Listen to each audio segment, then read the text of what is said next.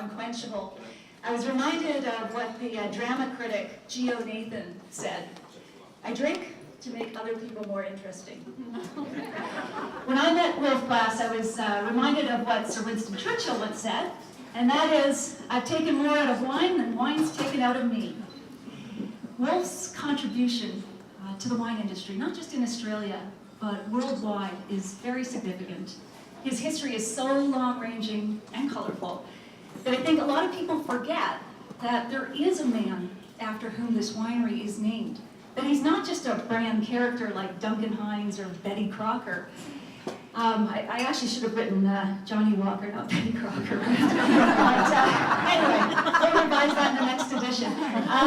But I want to hear more of Wolf's stories, and I'm sure you do too, which is why you're here tonight.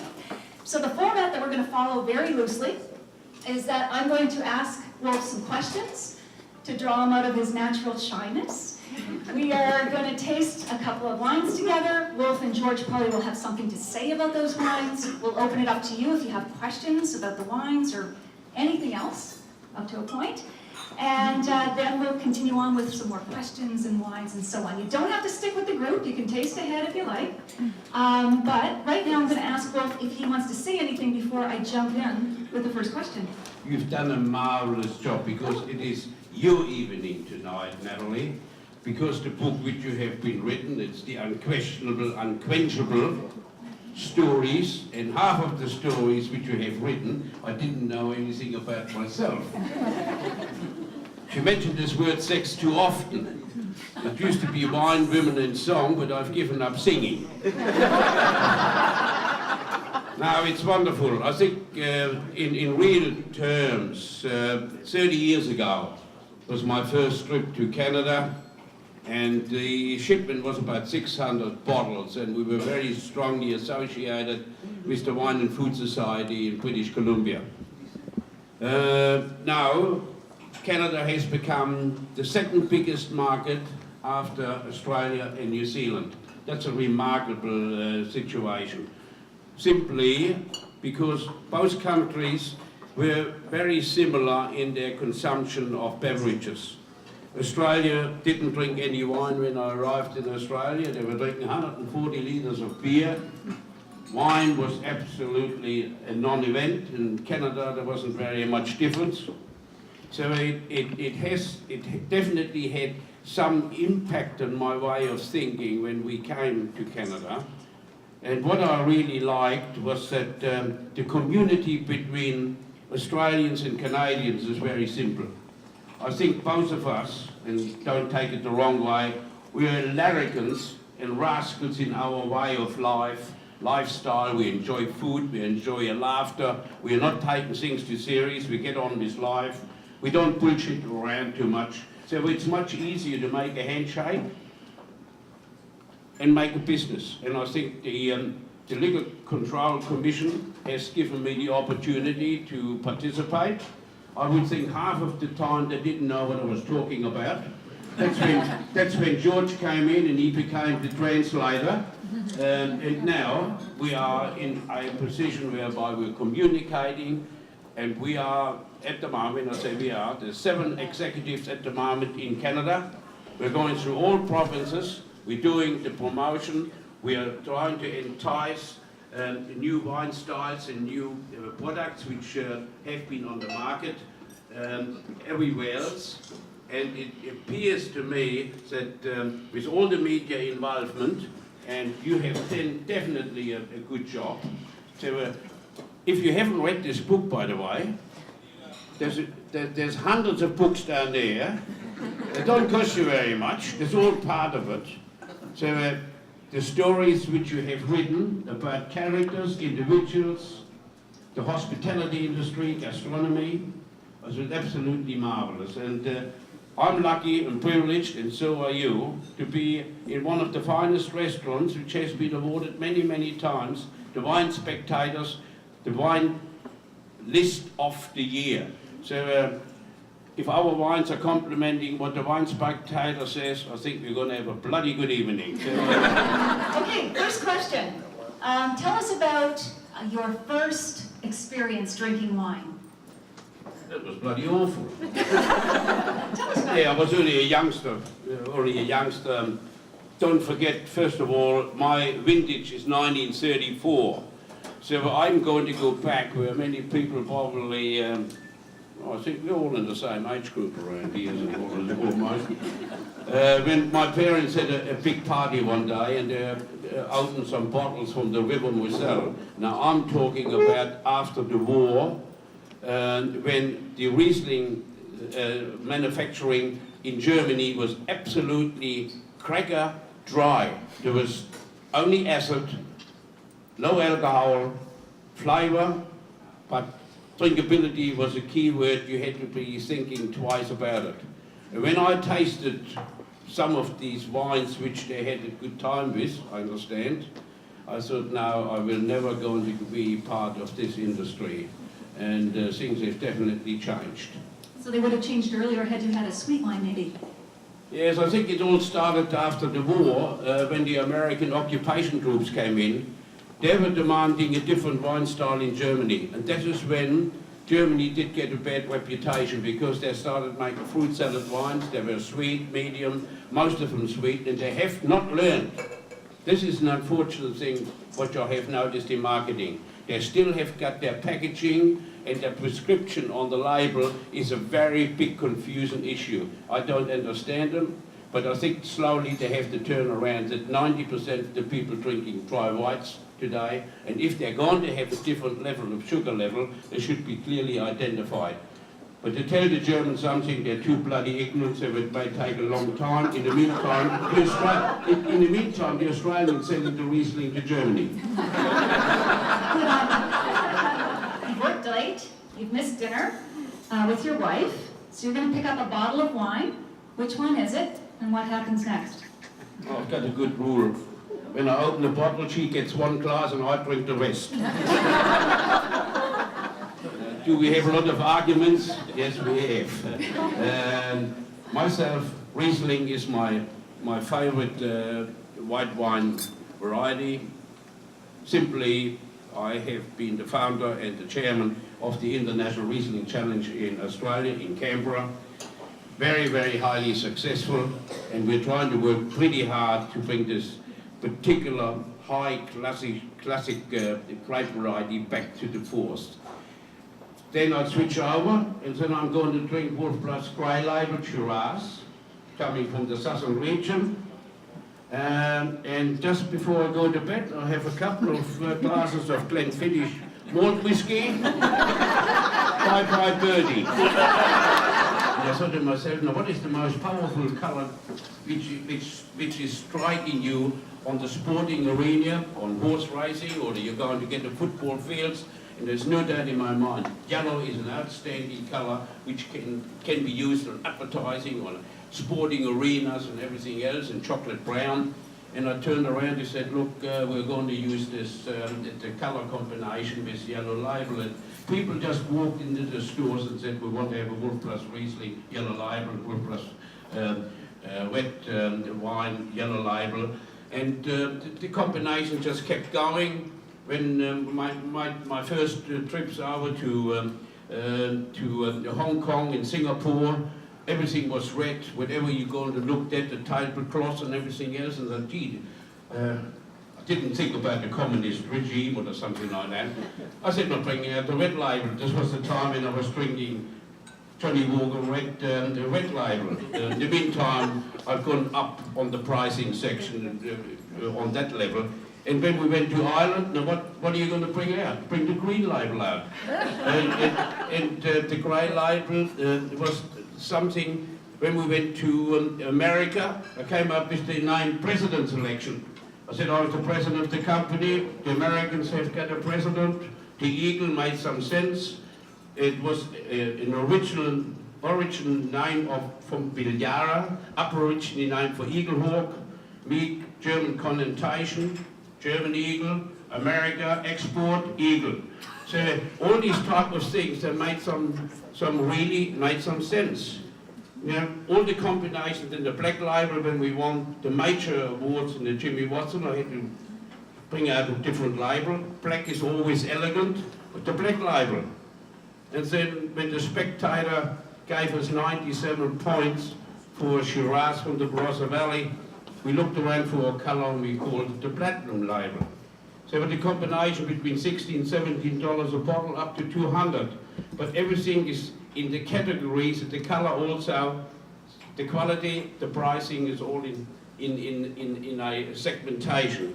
So but that was probably the success story, and because it is very fashionable colours, that's where women probably were more or less enticed to buy Wolf Blass wines. It's been seen as an aphrodisiac. I've tested it, it's working. And probably we started the baby boom at the time. I think the color coding, although we take it for granted today, you know, we've got pink giraffes and purple squirrels and so on. Wolf was one of the first, if not the first, to introduce it. And up till that point, you know, we had one gray label after another with a shadow in the middle distance and no grape indication. I think it's really important to recognize that contribution, that he made wine into liquid food more accessible. We were able to remember what we wanted to buy. We weren't as afraid to ask for it. We knew what was in there. He labeled it, Cabernet, Shiraz. We started asking for that. I think that's pretty important. So, anybody, is anybody surprised by the Riesling and how dry and crisp it is? Or, yeah, you like it? What would you pair with this wine? The Riesling, what would you eat with it? I'm not a gourmet expert. As far as I'm concerned, red wine and white wine, the ideological situation that white wine should be consumed with fish and with white meat and red wine with red meat. This is not in my criteria. I personally like to drink. and criticize the food after. I think the only point which I like to make is when you start eating Mexican food or Indian food or anything of this nature, don't fool yourself buying a very expensive wine because you really couldn't enjoy it. Leave that to more neutral food combinations. But otherwise, I think wine and food just goes together, and it doesn't make difference to me where, what, and how. But I may be totally wrong. I leave it up to the expert to decide. But there are certain dishes which have been fixed with the wine, or wine with the certain dishes, but I leave this up to the gastronomy experts, and I'm definitely not one. I'm a good bloke on a barbecue, and that's the end of my cooking expertise. We were talking about social situations and pairing wines with different things, whether, you know, it's a marriage proposal or whatever. I mean, put it this way, I'm always saying wine, or all wine type beverages, they're there to entertain. And I think it's part of our lifestyle. It makes people happy. It should make people happy. They can be used for weddings. And I've decided, I also make recommendations, you can drink it happily when you're getting divorced. Something with a bitter finish. I mean, the ratio is 40%. You know, it's very hard, you know, in my age, you just got a couple of experience. If you're going to get married in the first place, there's always a little bit of a problem. The first cause for divorce is getting married in the first place. This is my argument. As long as you're going to stay friends, enjoy wine, both parties are going to be happy. And the only unfortunate part of it is most men losing half of the chopper. So if you want to go broke, get married in the first place, or to buy some racehorses. Okay, the next wine. Of course, we're not going to grow Pinot Noir in places like the Barossa Valley, where our winery is, because it just gets too hot. The wine will just become like a dry red. It won't have those beautiful cherry, violet, Pinot flavours, and those beautiful soft tannins. This is a ripping little wine, and we only make it for Canada. we don't actually make a lot of it, and we decided which country would we sell it to, Australia or Canada, and the decision was made to sell it here. So in fact, even Wolf hadn't tried the wine until tonight because we don't sell it there. The thing with Australian Pinot Noir is we're not trying to do what the French do. We want to stand on our own 2 feet. We want to make a style that's distinctly Australian. I think that's a nice little wine there. It goes well with food. I'm sort of the gourmet. Wolfie eats the more basic stuff. I think this, for me, of course, the classic combination of duck, but you know, we like it also with the red seafood, the salmon, the ocean trout. We like it with salads, and we actually like it with venison and kangaroo. Not that we eat it very often. There's a couple of Australians in the crowd. We get asked all the time how much kangaroo do you eat. We don't eat it often at all, but this would go well with it. Back to the studio. What is the most unusual thing you've ever done to sell a case of wine? I know you're is it a baseball or a football fan? Something along that line, right? Unusual way of selling Wine. case of wine. Yeah, I did a couple of stupid things in my life. I'm a very great horse racing enthusiast, and I'm also a president and a life member of a couple of football clubs. But going back, when the cameras and the sporting commentators were operating, I always went to these guys and said, look, there's a carton of wine for you. Wherever is my boundary sign with Wolf Plus Wines, quality, character, consistency, just make sure you're going to have the camera there. So the ball was this way, and the camera was shown that way. So that was one of the tricks I did, and the same thing on horse racing. Wolf Plus Eagle Hawk, most of my horses have got eagle names. It's just passing the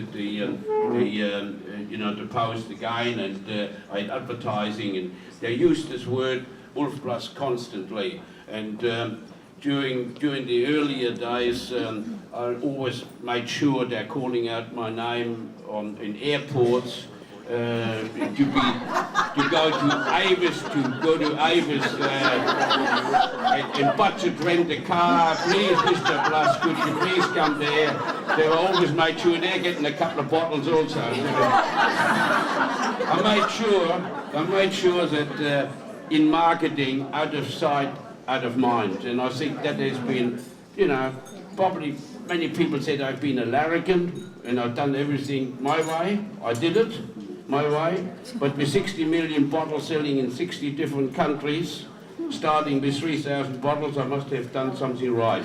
And I have not stopped talking, and I have not stopped trying to entertain, and I have not stopped to be part of activities which is very hard, you know, to maintain and retain the image of the company, in particular when you start working with media. And we had all these experience over the last couple of days, 5, 6 in Toronto, 6 television stations, a couple of radio interviews and everything else. There's a lot of responsibility, which you love doing it if you're going to be successful.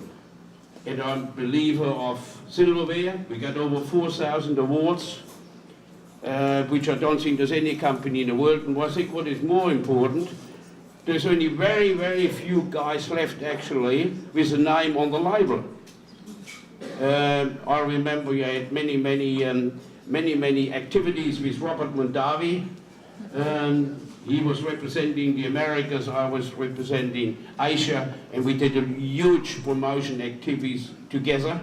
And he was a larrikin like me, but he made wine drinking in America a benchmark. So this is what really is all about if you're going to be an individual and entrepreneur. But it takes a lot of sting out of you. My wife has got different ideas about all that, but I'm not talking about this issue. I can't afford another divorce.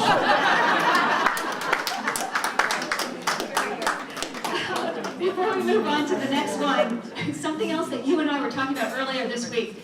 Why do you think people get so kind of obsessed about wine? Why do we have, you know, people writing about it and blogging about it? If you compare that to even say beer or whiskey. I mean, we certainly don't have orange juice critics. So what is it about wine that really makes us just a bit manic? I think you have to get really back.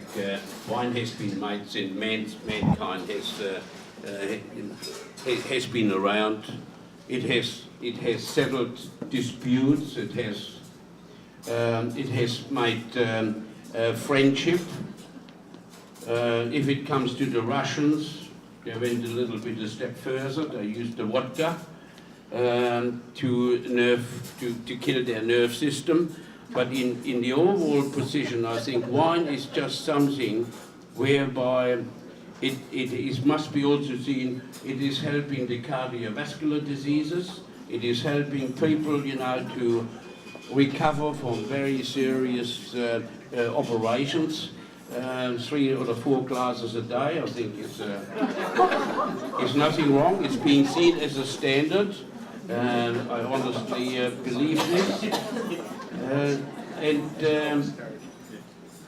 I think it's a wonderful situation to shake hands with people who are enjoying wine, and I don't think wine should be taken seriously. I think it is fun, it is professionally exercised, executed and made, but then the fun comes in, let's have a party, and that is what wine is all about. Let's all drink to that.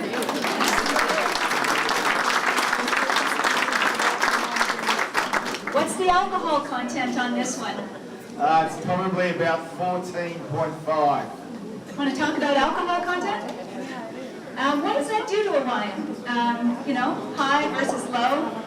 Okay, so to cut it short, because we can get into the chemical analysis of wine, the alcohol levels, of course, regulated by the sugar levels and how much sugar you want to leave in the wine after you've fermented. Generally, we like to ferment to dry, and with global warming, there is no doubt there's been a change in what's happening to our grapes, that they are ripening quicker, which isn't necessarily a good thing. So the analogy I'll give you is when you cook spaghetti bolognese, if you put it all in the pot, turn it on to high and boil it within 10 minutes, you'll get bolognese that's one-dimensional. But if you cook each ingredient slowly and cook it on a low heat for 40 minutes, you'll get a bolognese with a lot more flavour. That's how we want to grow our grapes. But unfortunately, sometimes they ripen quickly, get to high BOMO, which means higher alcohol, but the flavour's not there, so we need to ripen them a little bit more. So it's a combination of global warming and also a combination of more efficient yeasts. We don't deliberately want to make wines with higher alcohol, but of course we're a country with sun and with water, so you are going to get enough nutrient that the vines will grow. So we are trying to manage that. So the key to viticulture is the longer the growing season, the longer it takes to cook the bolognese, the better the flavour, as long as you get to final cooking. We don't want them to be underripe. Does that make sense? Right, you're shaking your head, so if you got it, I'm on the way. I'm going to use that. That's awesome. Great way to understand it. Yeah. Any other questions? Anything? Yes. Okay.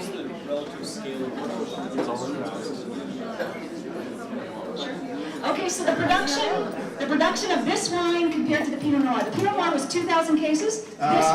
This one, gold label Shiraz, I think is about 6,000 cases. 6,000. Which has got to go to 60 countries, so there's not a lot of it. No, it's not a lot. How many cases would there be of the yellow label? I know that's the entry sort of. Yellow label Cabernet? Yeah. Lots. Well, out of the 60 million bottles that get made, yellow label Cabernet is probably a couple of 100,000 cases. Okay.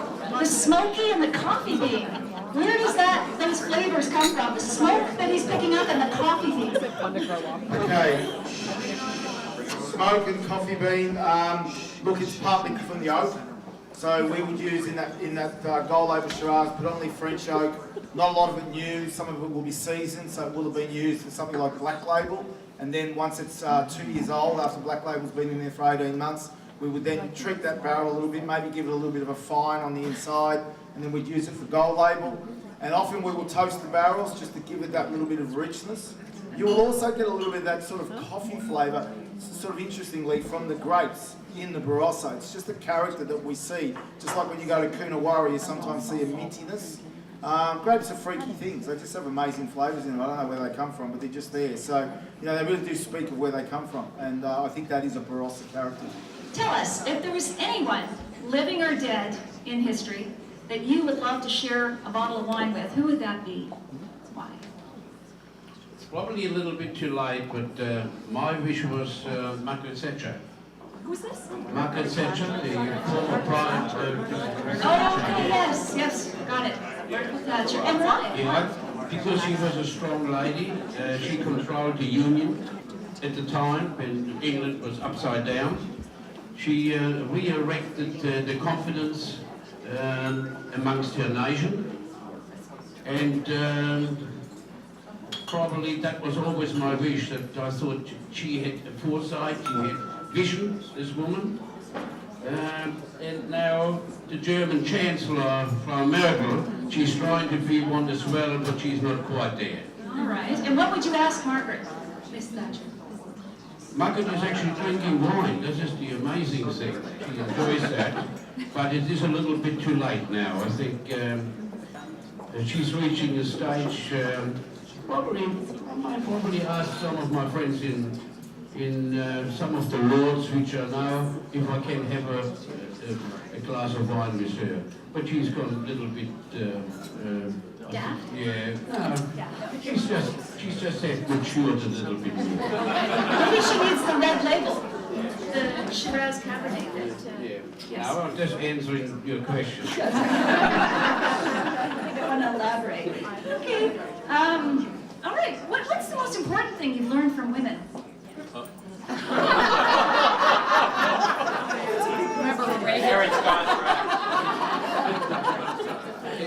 Can you say that again? Can you repeat this again? Oh, you could. I just want to hear it again. What is the most important thing you've learned from women? I would say it's to answer the question first and foremost.